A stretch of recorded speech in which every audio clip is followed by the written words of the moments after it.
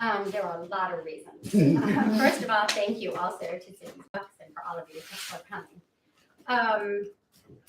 One reason was I was raising children, so just time was an issue. Yeah. The other reason was I didn't start writing until later in life, and I was a teacher. I taught 4th and 5th grade, so I had a lot of learning to do. I had to, I managed to get through graduate school with very few English classes. I wasn't all that well read, and I had to go back and teach myself a lot. So there was that. And also because this book is related so closely to my real life. The premise is based on my real life. It took, I think, a lot of years to get the distance to be able to write from different perspectives and see things from all the different characters' points of view and change what actually happened to making up things. And so it just took time. It took time to be able to make my characters do things that my mother never really did, or that people weren't going to say, "Oh, is that your mother? You know, your mother is so awful." You know, I had to get past that. And the beginning of that was when I made the character who's based on me do things I could never do. And then once I did that, it was fair game for everybody else. That's great. Yeah. This novel takes place among the Syrian Jewish community. It starts off in New Orleans and then moves to Brooklyn, and it's a very tight-knit community, and there are very specific traditions, foods, rituals, expectations, all of which you get into in this book. But I thought that we would talk a little bit about some of them, which other people who don't know the community might not know about. Give us some examples of the foods that are typical that you might not see anywhere else. Okay, well, the food is mostly like Middle Eastern. And so one thing Pam and I have been talking about a lot this week is kibbeh, which is like ground meat inside of a tortilla that I think the outside is like maybe wheat. Honestly, I don't know. I've never done it. Wheat. Yeah.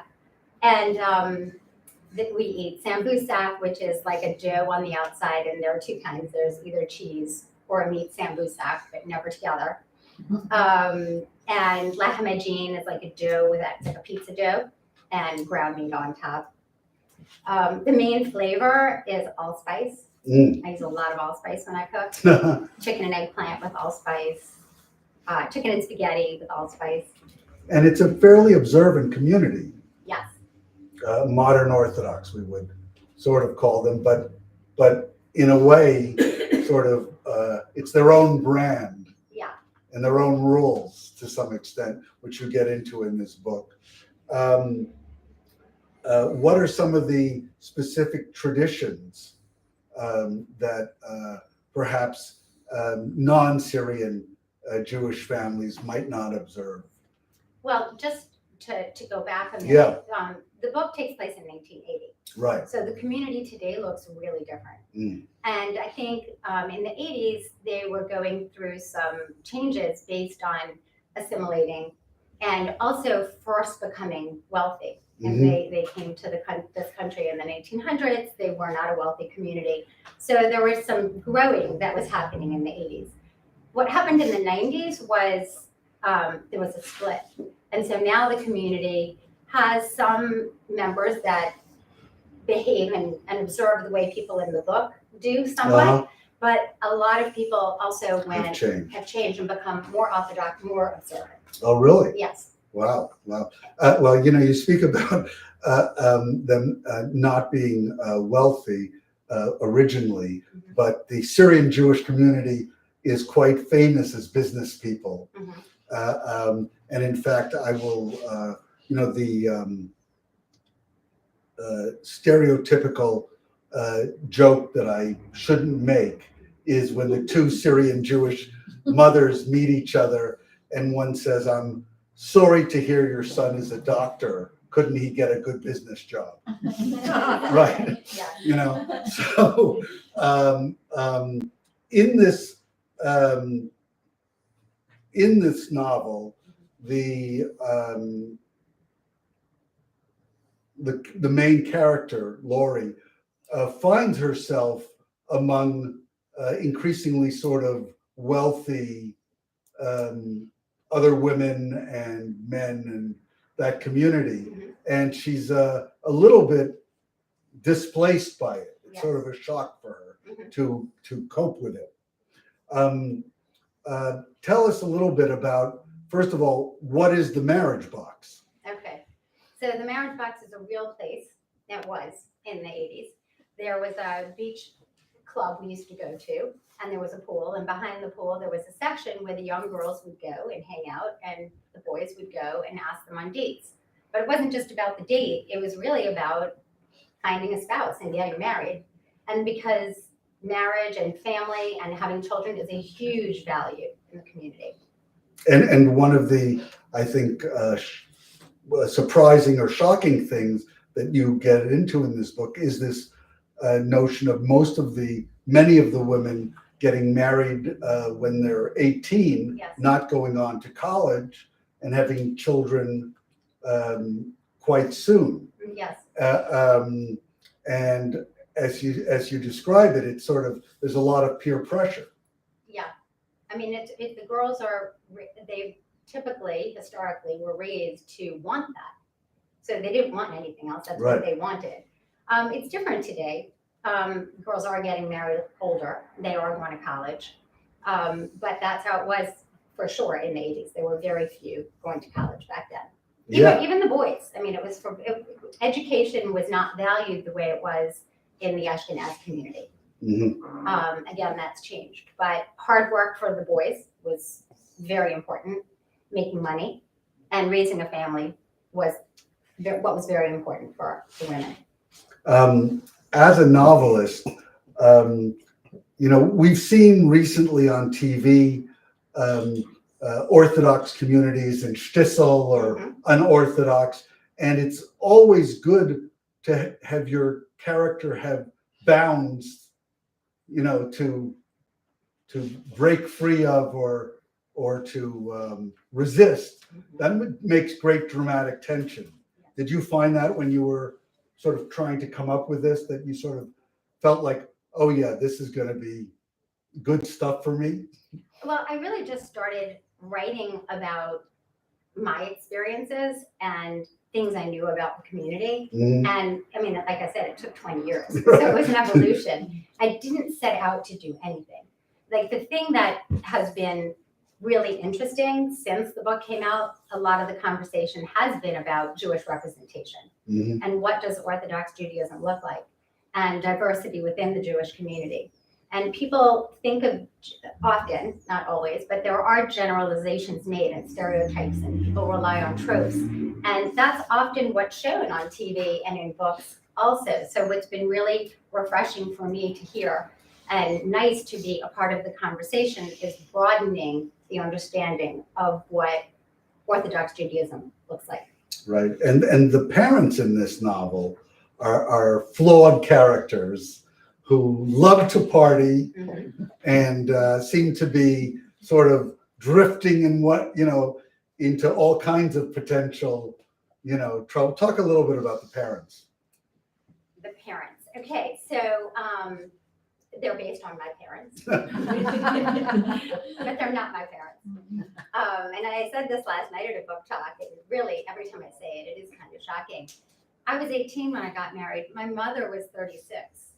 So, yes, yeah, exactly. So she was a young woman, and they had just come back to the community after not having lived there for a long time.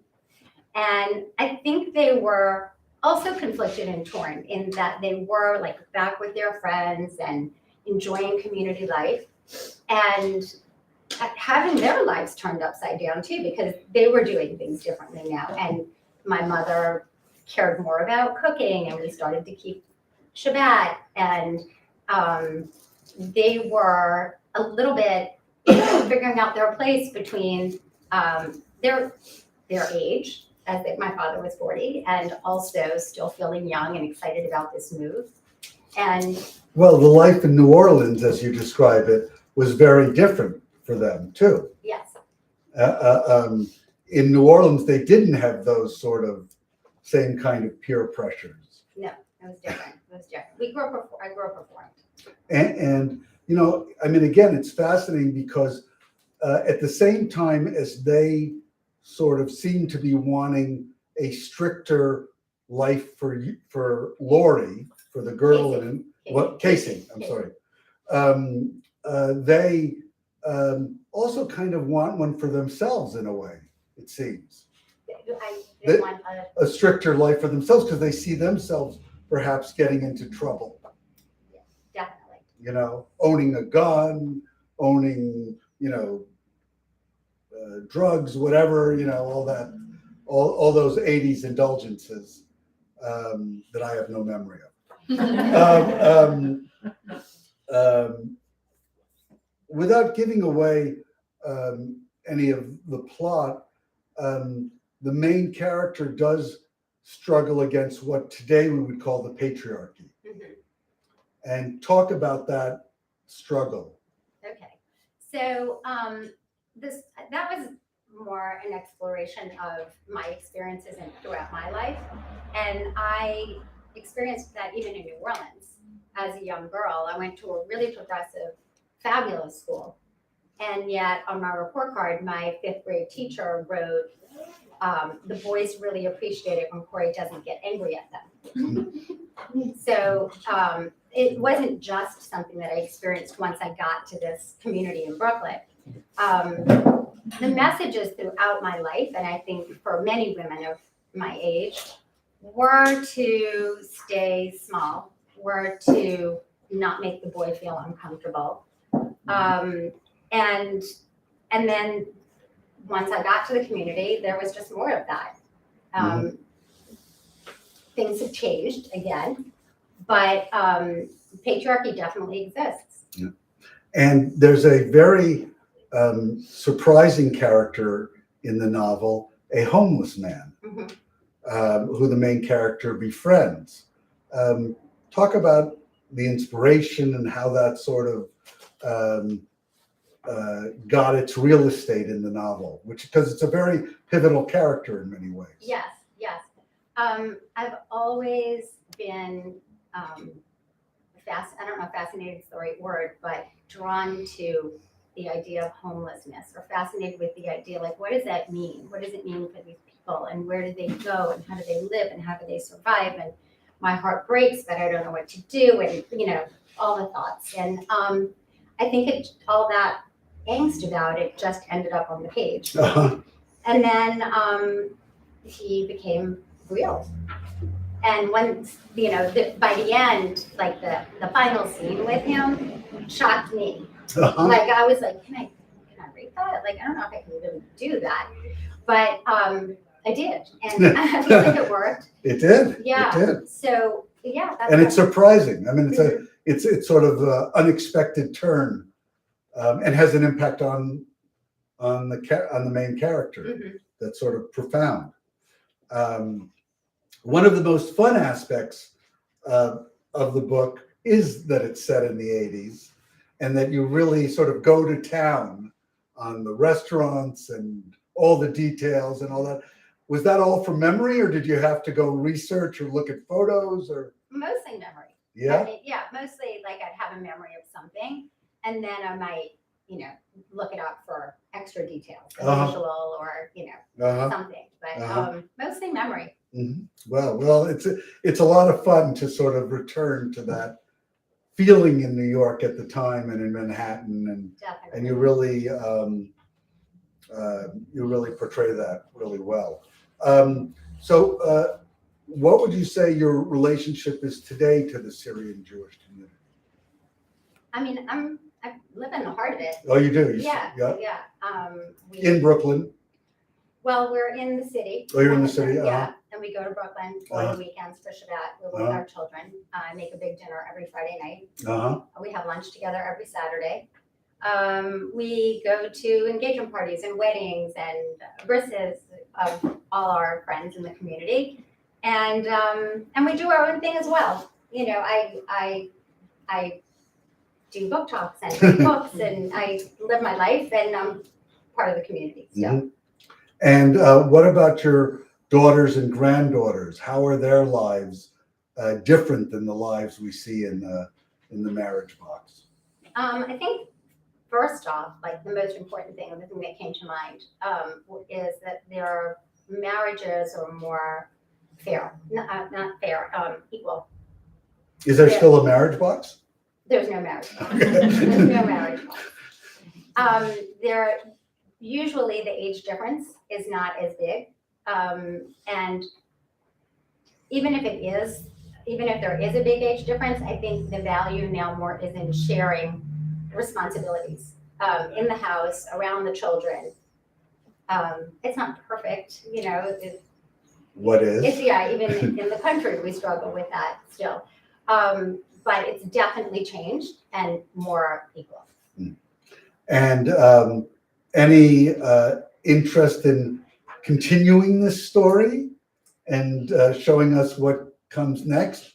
I certainly would like to see a whole section in Deal at the beach clubs in Deal, and you know, thanks to Pam, we know about all the great jewelers in Deal. My wife is wearing a watch that we got. Like over 30 years ago. Yeah, from Pam's recommendation. That's So yes, so any thoughts about? So I didn't have any, really. And then right when the book launched and people had read it the first week, a few people had mentioned it. And I was like, I'm so overwhelmed. I couldn't even think about it. But the thought really landed in my head and I couldn't stop thinking about it. So within like the next couple of days, I just started jotting down notes. I was like, I can really see this. So who knows? Well, the characters are so vivid that you really want to know what happens, or to see the next generation, you know, or however that plays out. And last question, because we're in LA, are there any plans to make it into a movie or a limited series? There are plans. Plans are good. Plans are good. Yes, if Fleischman can be in trouble, yes, the marriage box can be in trouble. I'm going to open it up to questions. Obviously, if you want to make a speech or you're related and want to discuss Jewish geography, save that for afterwards. But any questions you have would be great. Liz. Why and when did you decide to make this a novel instead of a memoir? I guess probably, especially 20 years ago, I felt like, what do I have to say? What could I say? And because if I just stuck to the facts, it would have been probably a lot more dry, not as much fun. And I don't know, fiction really excites me. I love writing fiction. I've been writing a couple of essays now just because, you know, I was told I should. I would have told you that. And I'm getting into the swing of it a little bit more, but my brain really is not geared for that in the same way. It's much harder for me. Fiction feels like play. It's work and it's hard and it can be exhausting and exasperating, but it just feels more natural, I guess. What was your husband's and parents' reactions to the book? Really, I have to say, like the people who I was kind of their characters in the book, my husband and my parents, I was the hardest on in the book, and they have been by far the best. Because they don't think it's about them. Right. Exactly. Right. No, it's always like that. You say, oh, that character, terrible. What I liked about it though is that even though they have problems in their marriage, like you really say about the character I'm getting confused between your husband's real name and Michael Yes, in the book. yes. Yeah, you don't villainize him. It's like he's so human, and it's like we just came from our childhoods, and it's tough, and it was so like striking about marriage. Thank He's so you. honest. Thank So you. there's a moment when he's almost villainous. Yeah. I was just telling someone earlier this morning that when I started writing 20 years ago, I made Casey all good and Michael all bad, right? That's dramatic. And it took me time to realize, no, it has to be more nuanced. He can't be one-sided. All the characters can't be one-sided. You've got to make it more complicated. So Right. I tried. Yeah, you did. I had to do the opposite. I had to go in and make Casey do some bad things, and I had to make Michael have some redeeming qualities.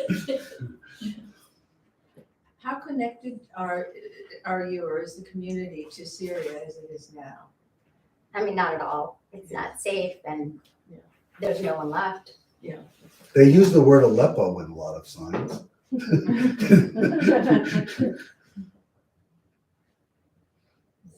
And when you go to Brooklyn, I mean, you really feel like you're in a sort of in a community. It's like 5 blocks away would be different, right? Yeah, I mean, yeah, definitely.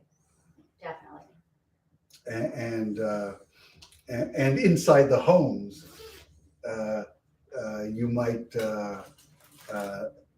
immediately know that you're not in, like, I'm sure Priscilla's daughter's home, the interior of it would be different, Right, absolutely. right? Because they live a certain way. Yeah. It's remarkable. But, you know, again, my mother was Hungarian, and the joke used to be that in a Hungarian's apartment, you know, there were chandeliers in the bathrooms. So Everyone's got their way. yeah.